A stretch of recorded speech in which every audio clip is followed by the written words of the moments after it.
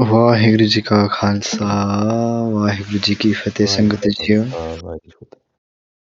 Thank you for joining us today in the Sikh Discord, a platform to come together and find Sangat from all over the globe and grown in our Sikhi to join in with Tan Tan Guru Granth Sahib Ji Sache Paatshah.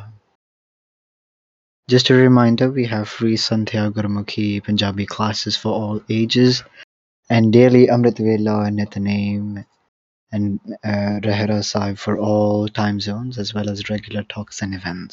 Please note that this Dihara.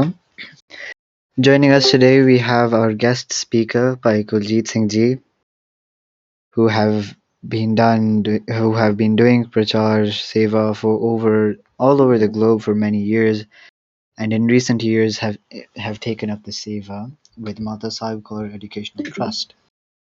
Bhai Sahib Ji and their family, originally from the UK, now permanently reside in Punjab, where they uptake Seva and run Gurmat camps for children and other Sikhi projects. There is an anonymous question box open for Sangat. For Sangatjio, for those who would like to ask questions about the topic, it's there. Please note that Bhai Sahib Ji will be sharing a presentation, so if you haven't done already, please click on the watch stream on your section to view the PowerPoint. And I will now hand over to Bhai Kuljit Singh Ji. Waheguru Ji Ka Khalsa, Waheguru Ji Ki Fateh. I hope everyone can hear me. Before I start, I normally will do what we call mangals, which is just like praise before doing katha, remembering Guru Sahibs and the Bhagats as well. So I'll start with that first. Guru Nanak Pad Pankaj Bandhana Pad Pankaj Bandhana Simro Angad Dukh Nikandana Guru Amardas Hirday Nit Tyavo Hirday Nit Tyavo Guru Ramdas Gun Gavo Guru Arjan Beganan Ke Nasik Beganan Ke Nasik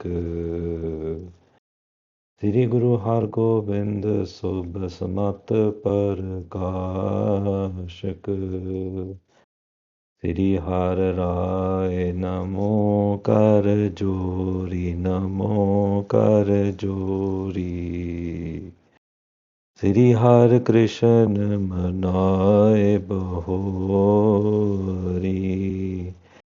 Guru Tegh Bahadur Param Kirpala Param Kirpala Sri Guru Gobind Singh Visala या में अमृत ज्ञान है मानक भगत बैराग Sri Guru Granth Sahib Udad Bandho Kar Anurag Sri Guru Shabad Kamaye Jin Jite Panch Vikar Tin Santan Ko Bandhana Sir Charnan Partar Ekangara Satguru Te Prasad Sach Hoy Vaheguru Ji Ki Fateh Bign Binasan Soye Katha Puratan Eo Suni Bhagtan Ki Bani Sagla Dust Khand Khand Kiye Jan Liye Mani Sagla Dust Khand Khand Kiye Jan Liye Mani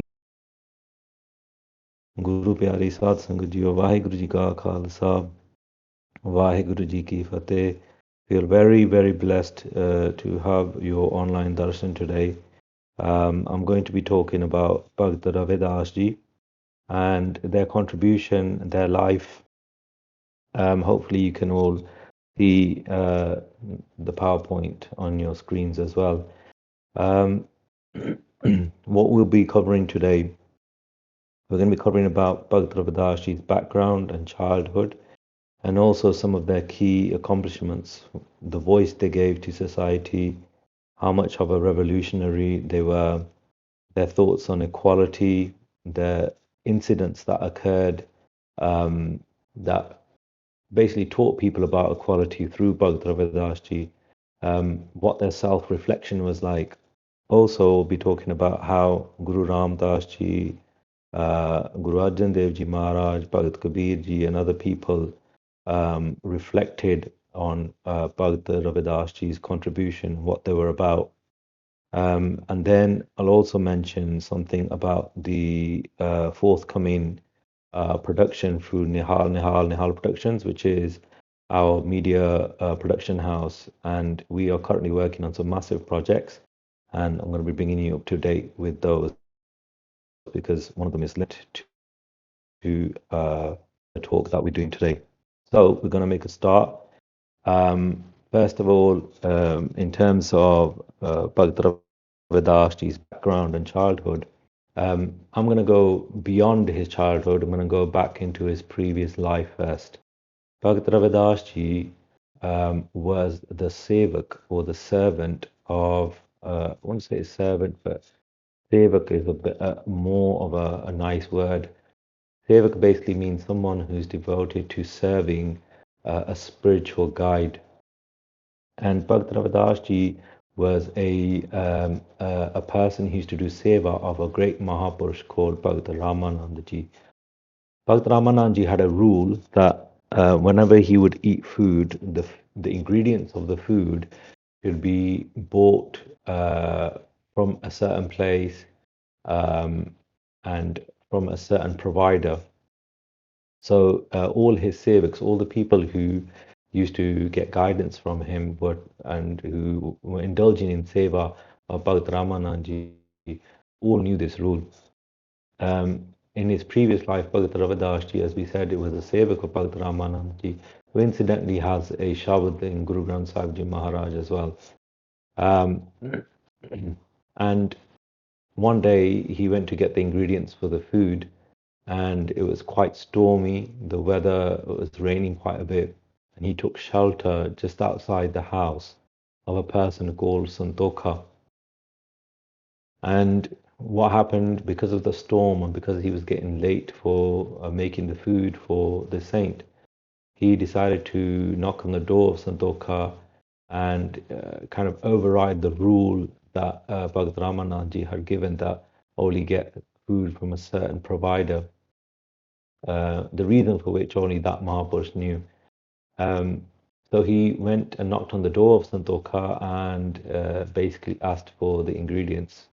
Santoka was a person of a so-called low caste, and he was a hard worker.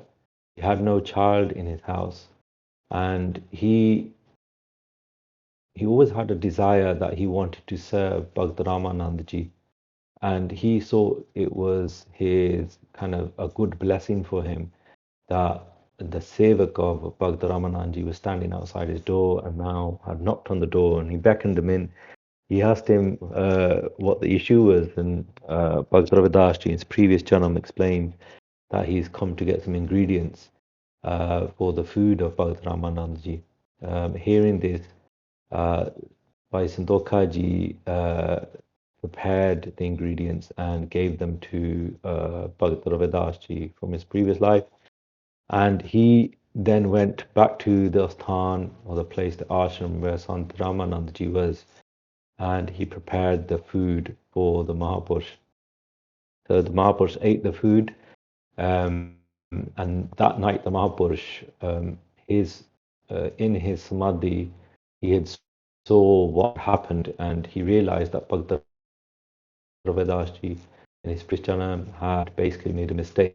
So he beckoned all his sevadars the next day, and he asked everyone who had gone to get the ingredients for the food. And that day, Bhagat Ravidas ji, in his previous janam, stepped forward and said, okay, it was me who had made the food, and I overrode your instructions because it was really bad weather. I was worried, I was scared that I wouldn't make food on time, and I made a mistake. And the Mahapurush, Sant Ramanand ji, then asked He said, "Whose house did you eat from, and whose house um, did you take the ingredients from?" And at that time, he was told that it was Santoka's house. And Bhagat Ramanandji then explained, he said, "Do you know what desire Santoka had in his heart?" And obviously, all the sevaks looked at each other, no one knew. And Bhagat Ramanandji told the sevaks his desire was that he wanted a son. And for that reason, you now will go into that house. He turned to Bhagat Ravidasji in his previous janam and said, "You will take birth in the house of Santokaji." So the story is, the Saki is that that Sevak then passed away, and in his next life, he was born as the son of Santoka. And when he was born as a child, at first, he was born to Bibi Kalsi Devi ji, and the father's name was Santokh Das. And when he was born, it said that he wouldn't attach to his mother's breast for milk. He wouldn't take feed. And the reason was because of he was conscious. He had the spiritual wisdom and understanding of his previous janam, and he was conscious of the mistake that he'd made. So the mother and father went to Bhagat Ramanandji and placed the child in front of him. And it is said that as Ramanandji picked up the child, he whispered in the ear of the child and said, "You don't have to repent now. You can take a meal now. You can take your food, take your feed." And after that, it said that Bhagat Ravidas then drank milk from his mother. The year of their birth, there's different dates that are given by scholars, but 1377 is the date that people kind of agree on.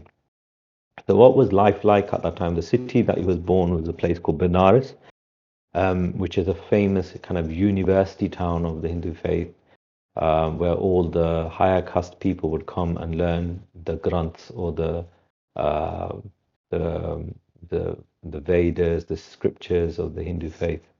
So what was it like in 1377 and the years previous to this? India was being invaded by many people. There were people like Mahmud Ghaznavi, who'd come from Afghanistan. He would come every winter and basically uproot India, take the women away, sell them in the bazaars of Kabul. And then following that, there was a guy called Muhammad Ghori and Ferozdin Tughlaq as well, who took back with him 180,000 slaves. So people at that time, their mentality had broken down completely. They were subordinate. They were being mistreated by these invaders.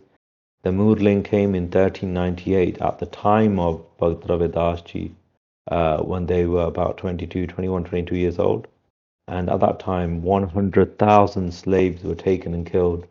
And it said that the Murling made a minar, he made a massive tower out of the heads of these individuals to show people how repressed they were, and so that people wouldn't kind of raise a voice against them. So very much so, people were very mentally abused. They had a great mental anguish. Their bodies were battered by the people. They were whipped to do hard tasks. Um, and even worse was the fact that some people who were native to India at that time, who were so-called Brahmins or the higher castes, they forged links with these invaders because they obviously had fear of death as well. But they forged links with these invaders at the expense of godliness. So what they said basically was that if you give us money, we will worship for you. If you give us, if you need charity, you give charity to us. No one else really matters. So faith was kind of being used as a commercial item. No one was really following it. And there was a massive, massive prejudice towards lower castes as well. So people like Santokh Das and Kalsi Devi and so forth were probably looked down quite a lot. And they were born, or they were a family of so-called untouchables. So they couldn't acquire knowledge. People couldn't worship God. They couldn't own property. Um, Even if a person walked down a gully of a street or of a village and their shadow happened to move onto the building of a Brahmin, or even by mistake even go on top of a Brahmin, the Brahmins would go and have an ishnan, or they bathe themselves because they would feel polluted because they were so called um, demarked by a lower caste. So people were voiceless, they were revolted and unequal. There was no equality in that time. So it was at that time that a massive Bhakti movement occurred, where great saints kind of took their birth at kind of similar times. You had the likes of Bhagt Namdev ji, Bhagt Kabir ji, Bhagt Lochan ji, Bhagt Sain ji, and then Bhagt Ravidas ji as well. All these people were born into different castes, and they basically challenged inequality. The Bhakt Ravidas ji was known as the person who gave voice to the voiceless. He challenged false practices of God and also of godliness, and he definitely broke down inequalities. Because he was of a saintly mindset from birth, he had very special qualities. It is said that, for example, as a child, he was playing with one of his best friends, and he spoke to his friend. Obviously, he was getting late at night. The parents had called them in, and he spoke to his friend and said, "I won't eat until I see you tomorrow. We'll play together first, then we'll eat together." The next day, Bhagat Ravidas ji went to play, and they waited for their friend who they didn't realize had passed away that night. And because obviously disease, sanitary conditions were quite bad at that time, cholera, typhoid, and these kind of diseases were rampant. So at that time, he decided, but Ravidas ji, when they realized that their friend had passed away, he went to the house to look for his friend. And the parents and the mother were crying. The father and the mother of that child were crying. And Bhagavad Ravidas asked his parents and says, "Where's my friend?" And they said, "He's sleeping. He's gone to a sleep that no one gets up from." And then Bhagavad Ravidas walked nonchalantly up to his friend and basically said, "Wake up. Why are you asleep?" And at that moment, it said the friend came back to life. So he obviously had a great following from a young age. People were magnetized by the personality and the spiritual prowess of Bhakta Vedas ji. There were so many stories. Guru Nanak Dev Ji Maharaj saying Bani, and we read it every day before Raharas. Har Jog Jog Bhagata Apaya, Raj Rakhda Aya Ram Raje, which means that from the start of time, there's been saints and bhagats, not just in this time, but at the start of time, there have been saints and bhagats and great Mahapurushas who come and they have guided people, and their honor has always been preserved by Guru. So, how Bhakta Ravidas ji a voice for the voiceless? One of the things that Bhakta Ravidas ji did was he wore a tilk. He adorned himself with a tilk on his forehead, and he wore the clothes of Brahmins. So when the Brahmins looked upon him, they were quite ashamed and embarrassed because they saw a person of a so-called low caste. This Bhakta Ravidas ji was born into a family of a cobbler, what we call a mochi. So he used to do kind of tasks involving leather, which meant when cows and stuff would die, he would pick up the carcass, he would rip the skin off it, and then use that leather, tan the leather, and then he would basically dye the leather, or he would construct shoes for people to wear. It was quite a gruesome job. Bhagat Ravidas ji and his kind of social class did that seva for the rest of society, if you see it that way. But when the Brahmins saw him wearing their clothes, they were quite jealous, and they were also jealous about the fact that many people would come and visit Bhagavad Gita. Obviously, his own social class, but there were also Brahmins who were also going to visit Bhagavad Ravidas ji as well. So what they did, all the Brahmins complained to the Raja, who the Naresh of Benares at that time, and the Naresh was kind of disappointed by the fact that there was kind of this uproar in his Raj. So what he decided was, he said that if all the Brahmins bring the idols, and if Bhakt Ravidas brings an idol, and if they put the idol stone into the water, whichever stone kind of would float, that stone would show the greatness of that person, and therefore the other person, whoever loses, would retract and follow the saint, basically. So it was the test of Bhakt Ravidasji's spiritual prowess. So all the pandits, all the Brahmins got their patthar, and they began to take these to the river edge of the Ganga, which flows through Banaras, through Kanchi, and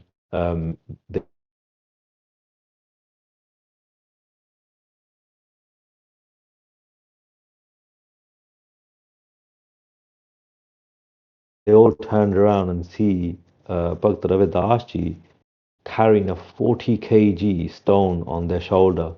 And as they see him come to the river, they're all laughing, and they're, basically taking the mick out of Bhakt Ravidas because they feel that he must be joking if he thinks the stone is going to float.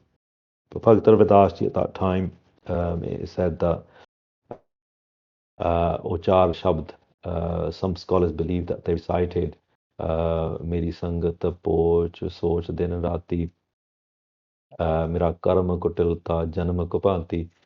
Uh, uh, and that Shabd is quite a famous Shabd that Kirtani sing. And he then placed the stone into the river, and lo and behold, the stone didn't sink. It was 40 kg, it was heavier than.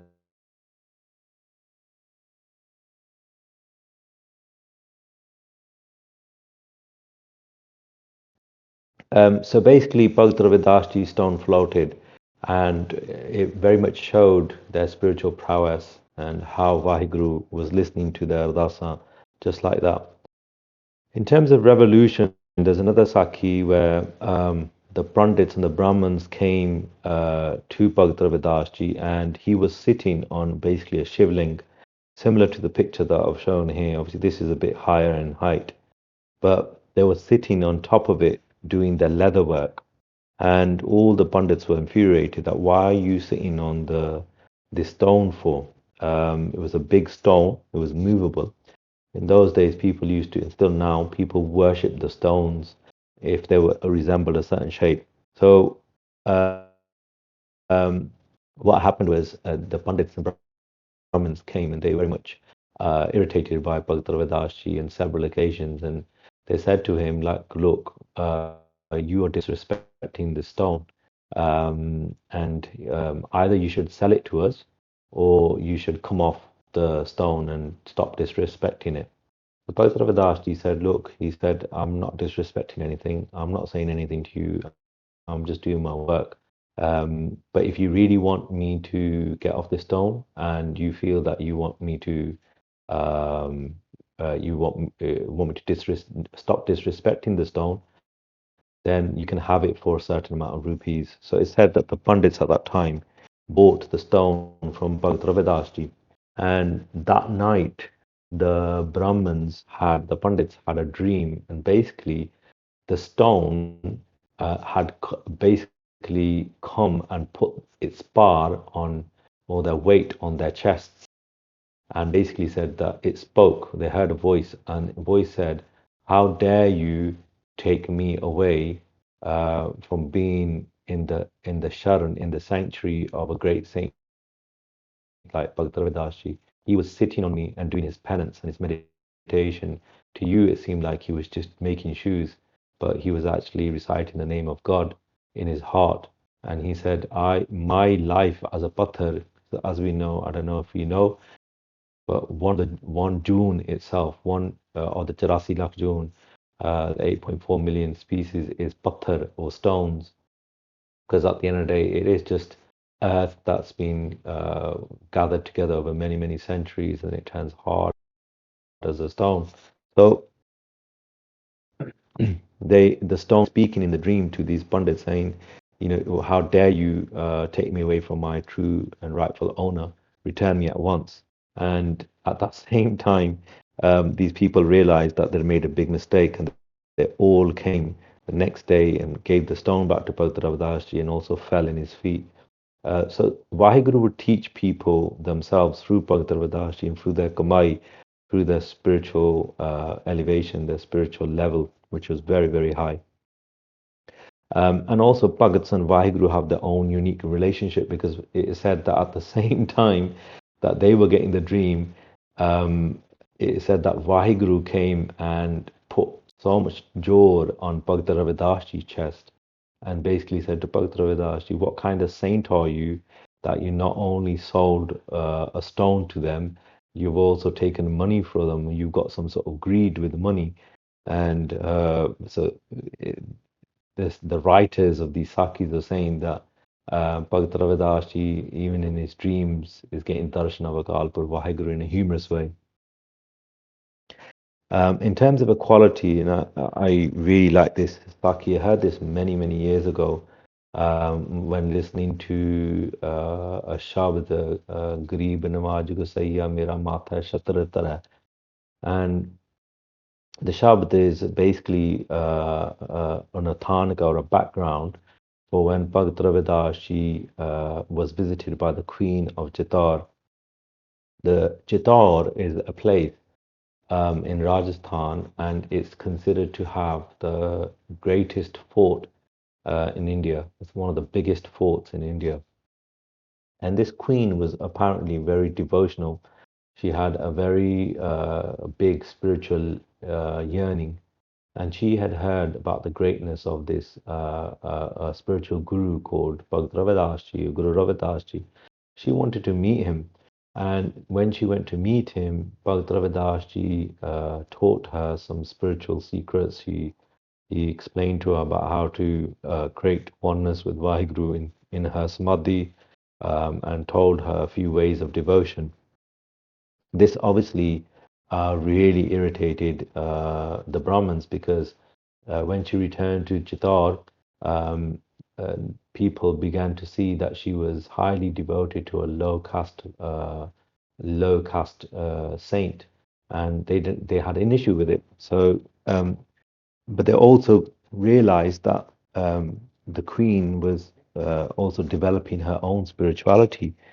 So the jealous Brahmins all came to the queen and basically said to her, hey, we don't agree with this, and you are insulting Brahmins, you're insulting our, in each family of Rajas and kings, they used to have like a household Brahmin who used to guide them on spiritual matters. You've insulted our dynasty kind of Brahmin as well.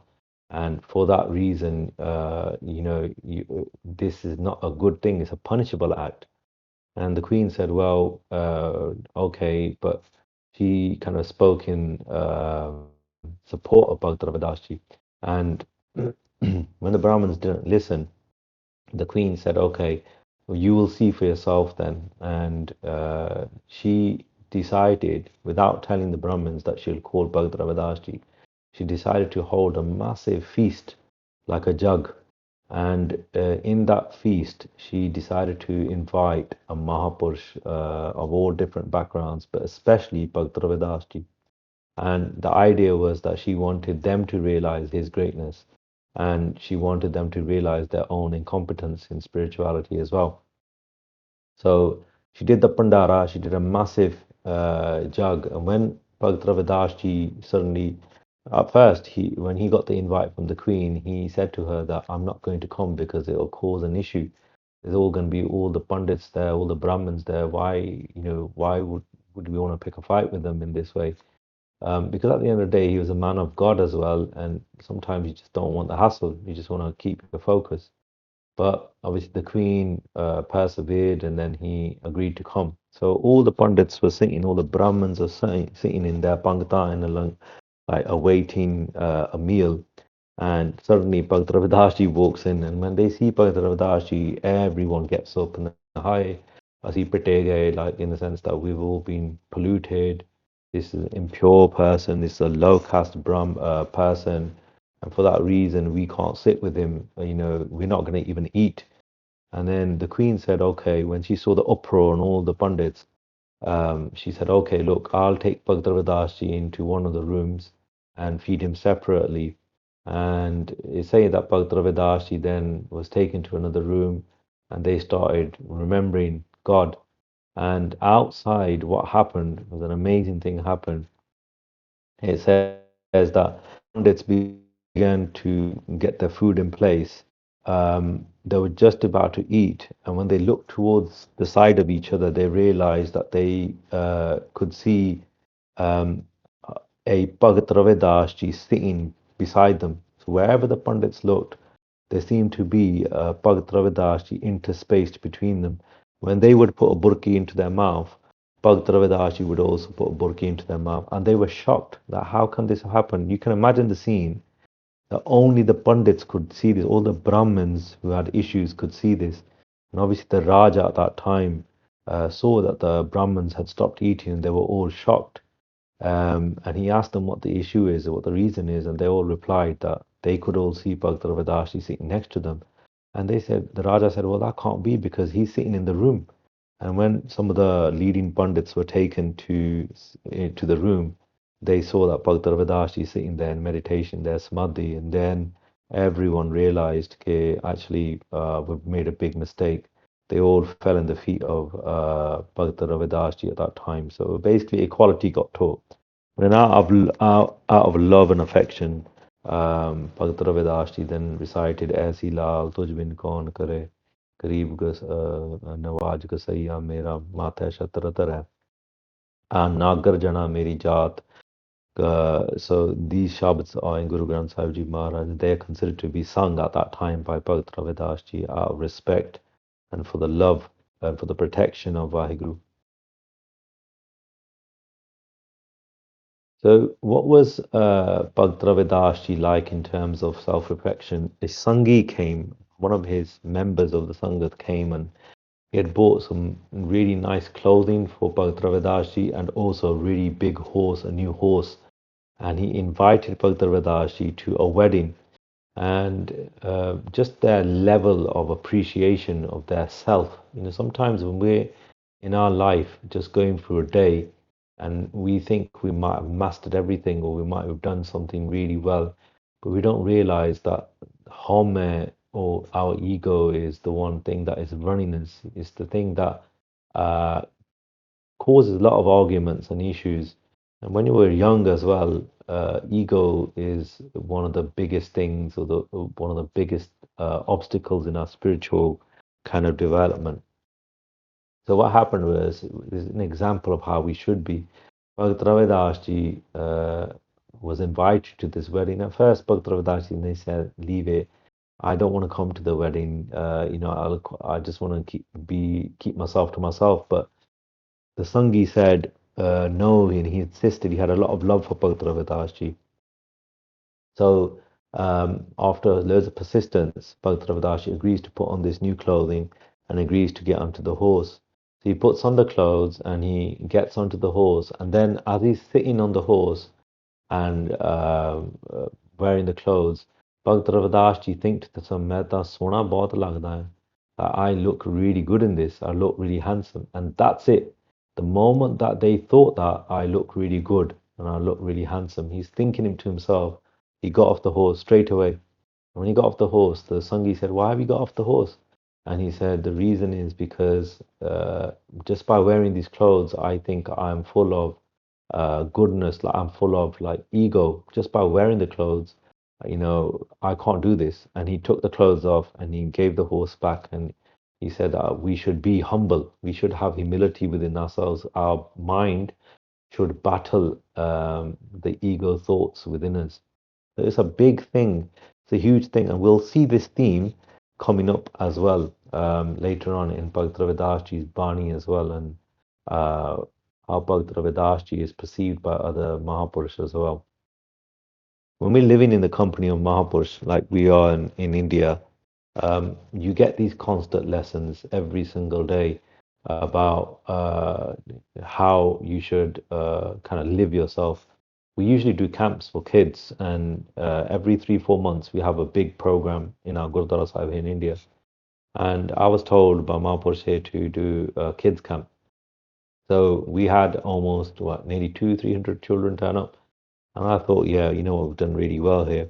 And in the evening after the camp finished, I went to see the Mahapurush, Baba Gurbakh Singh, who was on their asan. When I went up to them and told him, he asked me how did the camp go, and I said with Abji's kirpa, because I was quite conscious of not being proud, and I said. With Abji's Kirpa, we've had 300 kids. And even in that word, even in me trying to cloak 300 children, Mahapurush turned around and said it should have been around 1,000. And that really made me understand that actually the way I should have maybe answered that question should have been more humbly and a bit more humility in my heart. No? More humility in my heart. Maybe I shouldn't have said a number at all. So this example here shows how the quality of deleting his ego.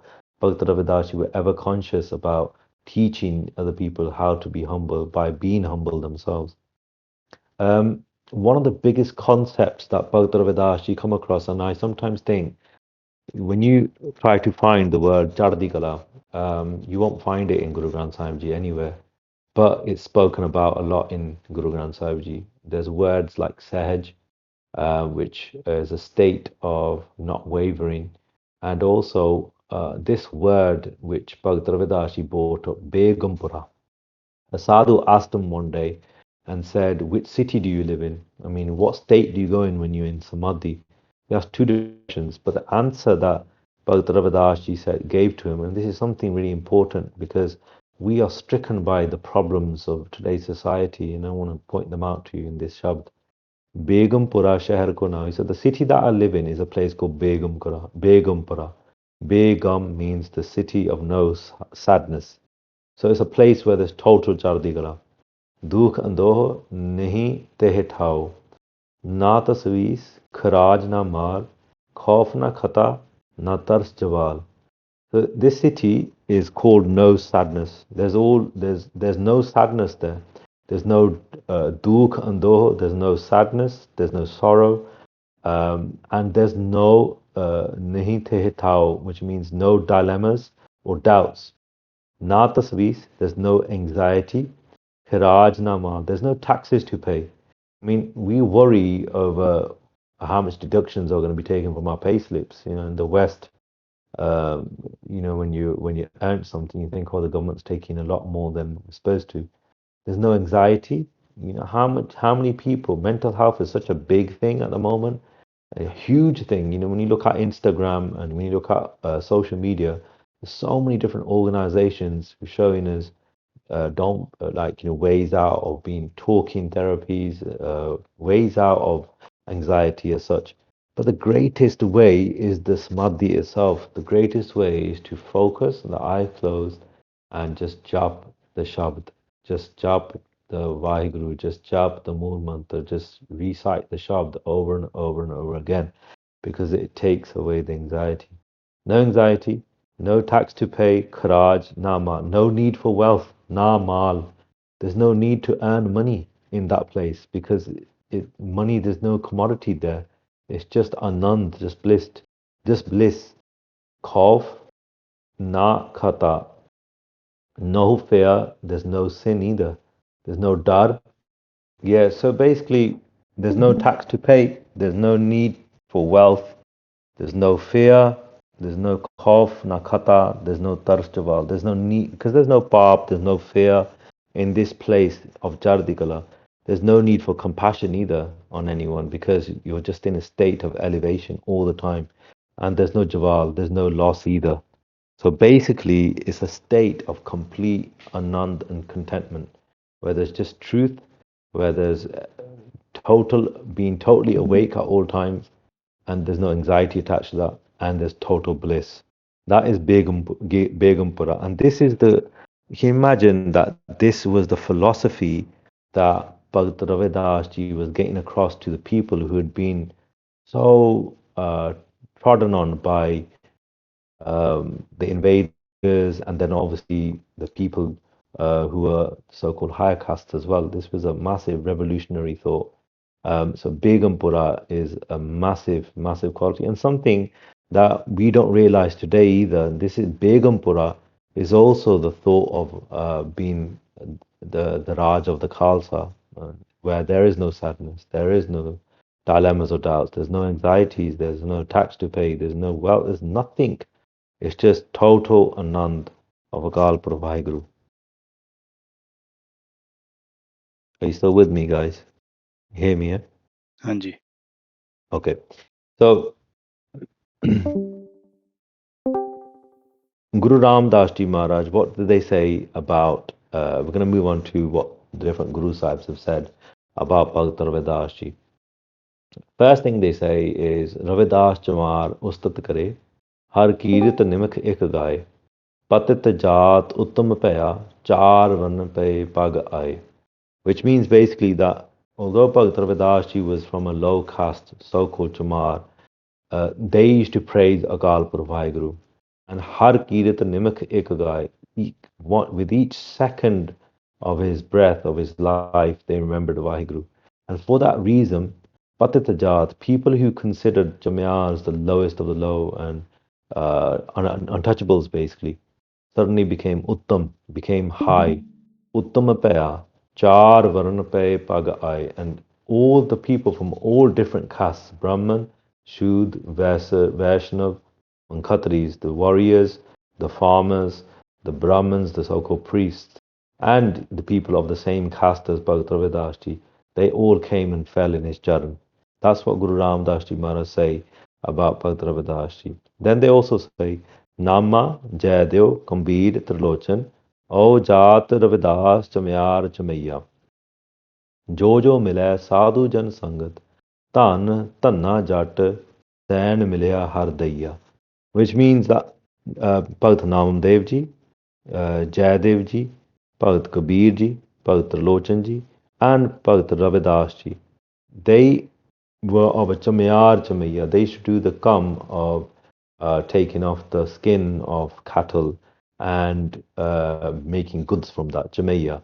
Jojo Mila Sadhu Jan Sangat, whoever met them, whoever met these great saints, especially Bhagat Ravidas Ji, Trilochan Kabir Ji, Dayajuddin, Bhagat Namdev Ji, Tan, they are great. All the people who met Bhagat Ravidas Ji are great. This is what Guru Ram Das Ji is saying, showing how powerful the Sangat of Bhagat Ravidas Ji is, and Mahapurush in general. Tanna Jat and Bhagat Tanna Ji, Sain Milaya Hardaya. In these saints are mentioned, their Bani is in Guru Granth Sahib Ji Maharaj. We bow down to on a regular basis. So here, Bhagat Ravidas Ji, and being in the company of Bhagat Ravidas Ji is considered to be a very lofty, pure action by Guru Ram Das Ji Maharaj. By Guru Das Ji, in their Vara, they talk about Bhagat Ravidas Ji. They've written a particular Var just for Bhagat Ravidas Ji. Bhagat Bhagat Jag Vajjaya, Chaho Chakkan De Vich Chamareta. Even though he was a so-called low caste Chamyar, he was considered to be a Bhagat. People all over Chaho Chakkan in all four directions were saying he's a great saint, he's a great Bhagat, he's a great Bhagat. Pana Gande Ra Vich Kula Dharam Toe Tor Sameta. Kula means the family. He used to do the work of which family he was born in, and that was basically making or doing leather work, basically, and taking off the skin of cattle. Jokar Mele Chithada Hira Lal Amol Paleta. He used to wear the clothing, the dirty clothing of a tanner, of a cobbler. But little did people know he was a gem wrapped up in these rags. Jahon Varna Upadesta, Gyan Dhyan Kar Bhagt Seheta. He was a support of people who wanted to unite with Vaheguru. He would give gyan to, and he would give spiritual knowledge and tell people how to focus on people of all different varns, all the four different castes. Navan Aya Sangamil, Banarasakar Ganga Theta. Then they talk about a Saki. This Saki here, the last one, two, three, four, five, 6 lines, 5 lines, explain the Sakhi of Pandit Gangaram, who was a Pandit who went on his way to a festival to bathe at the Ganga River.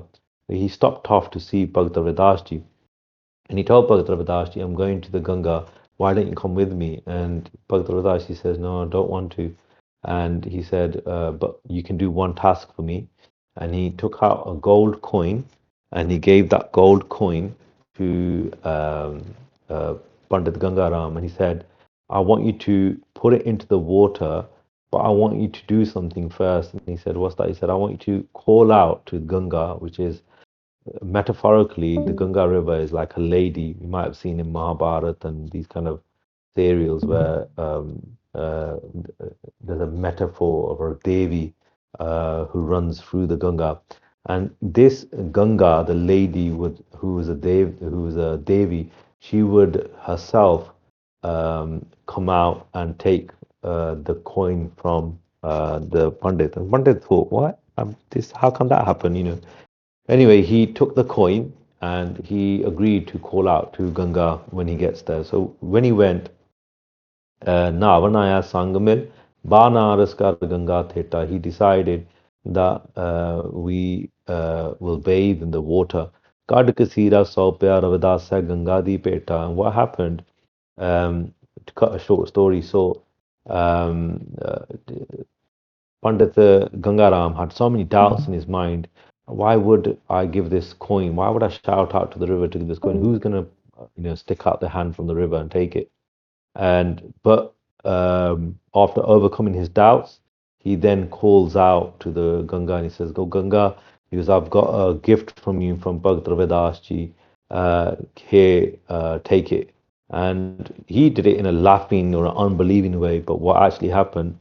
Laga purb apich da dittha chalat acharja ameta. The in the midst of all this festival going on, he calls out to the river, and a lady's hand, a female hand, comes out to take this coin from the Ganga River. Obviously saw it, and Gurpai Gurdas ji is saying people witnessed this on this festival. Lea kasira hath kat soot ek jo tana peta. And what they realized was that Bhagat Ravidas ji's spiritual avastha was so high that his actions were of a high level, which was what made the Devi give darshan. So, Bhajana har mapyo beta, like the saints of Vaheguru are like the son, the parent, Vaheguru, uh, is like a mother or a father to their saints who are the Bhagtajans, the humble saints. And the story goes that he gave the coin and the hand went down. Then he was shocked, obviously. Within a few seconds, the hand emerges again and gives him a gold bracelet. And a voice was heard, a female voice was heard, which says, "Give this to my beloved saint, Bhagat Ravidas ji." And he gave a gold bracelet. So Bhagat Gangaram takes this bracelet and he's kind of in a state of shock.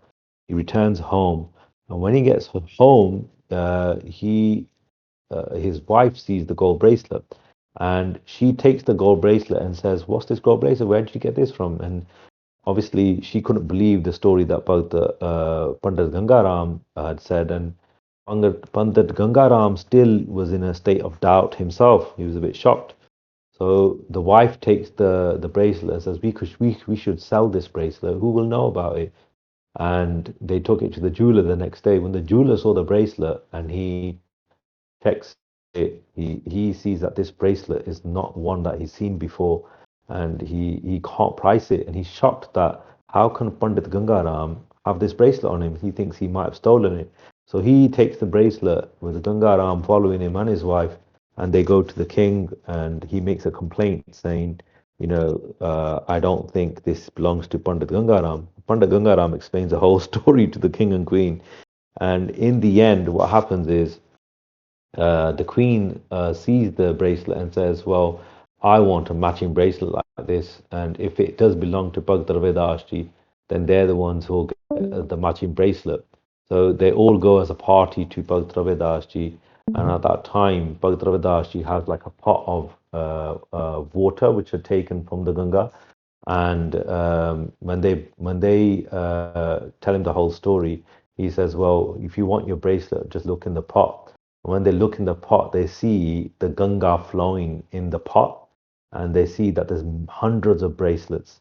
A bit like the story of Guru Gobind Singh Ji at Hazur Sahib, where Bahadur Shah gives a jewel, and when Maharaj throws it into the Godavari River, uh, he's told to go and get the gem from the river, and he sees thousands of jewels. So very similar story.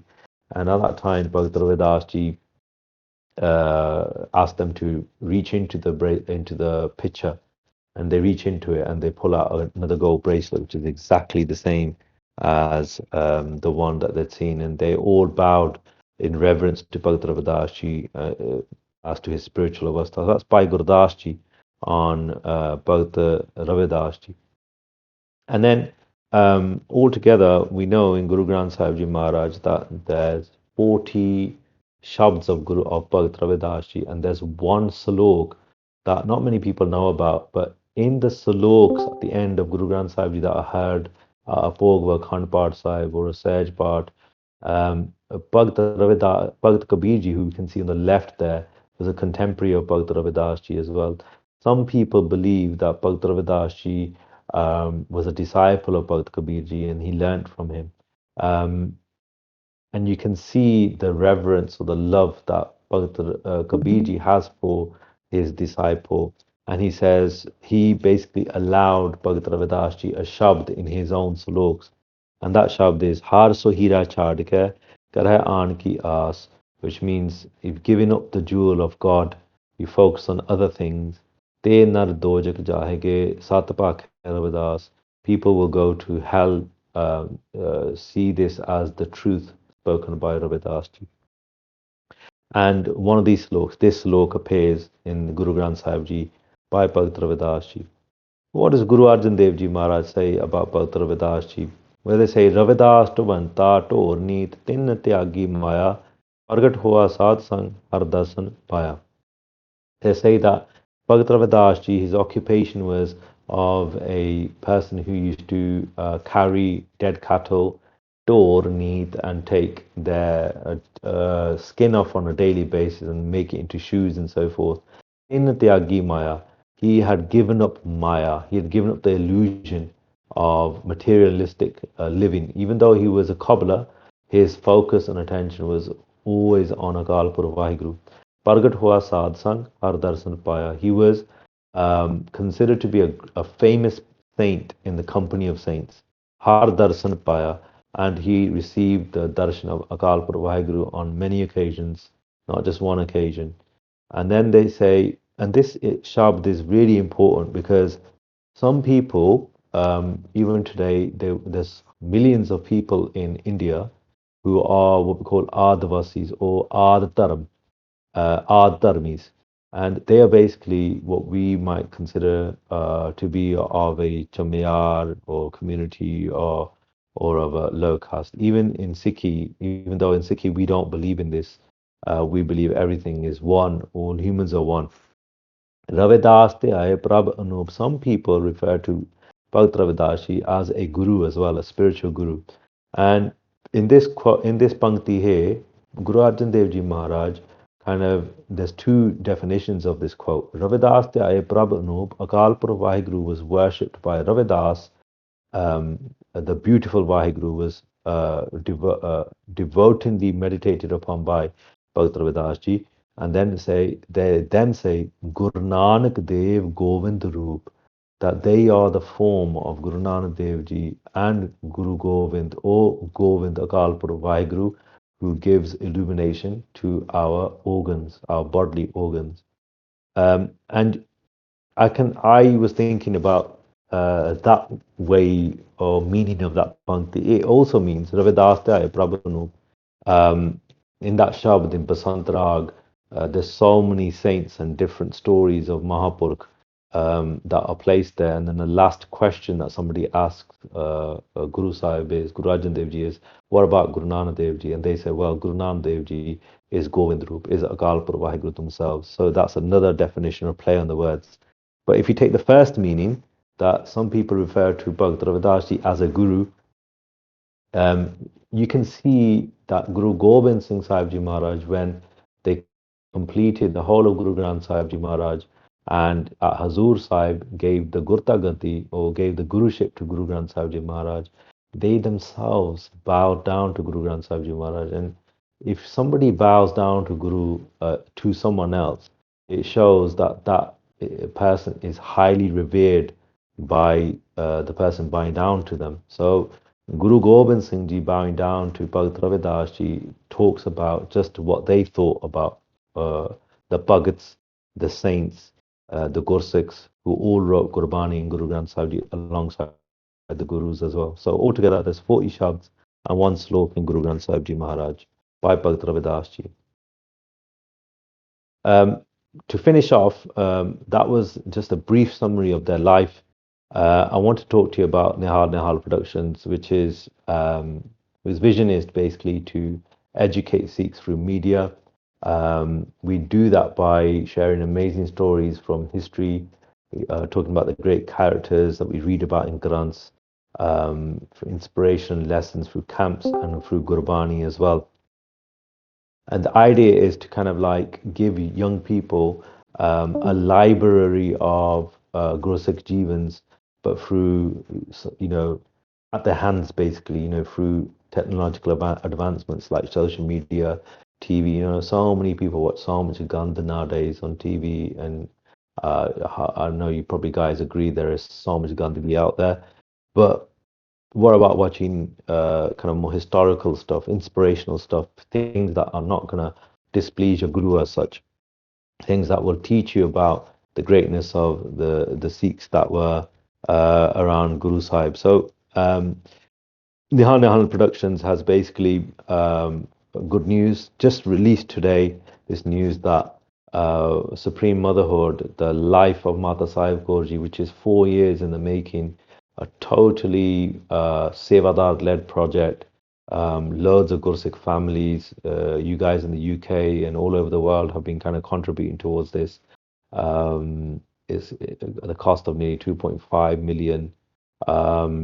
We created an animation which is going to be released in Vaisakhi on the life of the mother of the Khalsa, Mata Sahib Kaur. For the first time ever, the whole lifestyle is going to be put on the screen. We're also working on Baba Deep Singh Ji, which is the next title. And then we've got this, the Sunshine, Guru Ravidas. Now, it says that at the bottom, special thanks, Aad Dharm Samaj. The Aad Dharm means obviously the caste, the so-called untouchable caste. All the people from that Varg, even today, even in India today, are still looked down upon by Brahmins and stuff. The problem is still there because people aren't taking the teachings of Bhagat Ravidas Ji or any of the great saints and Guru Sahibs to their hearts. So it's important that their community gets a voice, and if their community got together and they said, look, for us, Bhagat Ravidas Ji is our Guru, and we respect him, and we want you to make a film of their life. So N3P Productions is going to be making a film on their life, Guru Ravidas Ji's, and I wanted to share a teaser with you, if it allows me. And hopefully there'll be some sound on this, and we'll leave it there. It's just a very short teaser. I want you to see. Hopefully the sound will work. And have you lot got sound? Ji.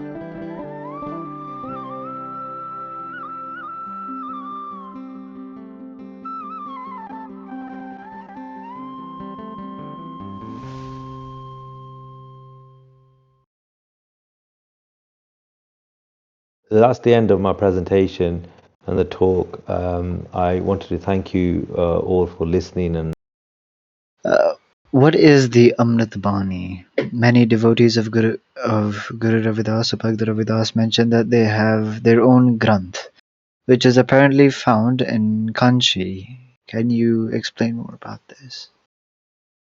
the Amrit Bani is like it's not a nothing new concept. Like if you look at both Kabirji, you look at any of the other Mahapurushas as well, they all have extra Bani that wasn't included in Guru Granth Sahib Ji Maharaj. Guru Granth Sahib Ji Maharaj is accepting of all different backgrounds, all saints of different backgrounds.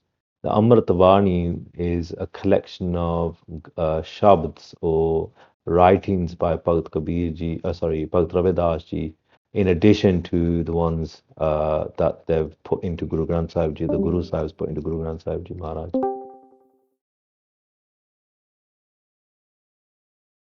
Kanchi. I agree. Thank you. Sangatiju, is there any other questions you'd like to push forward towards Bhai Sahib? If there aren't any, that's all the questions we have, Bhai Sahib. Thank you for coming on. Thank you, Ji. Take care, everyone. Vaheguru Ji Ka Khalsa, Vaheguru Ji Ki Bye. Fateh.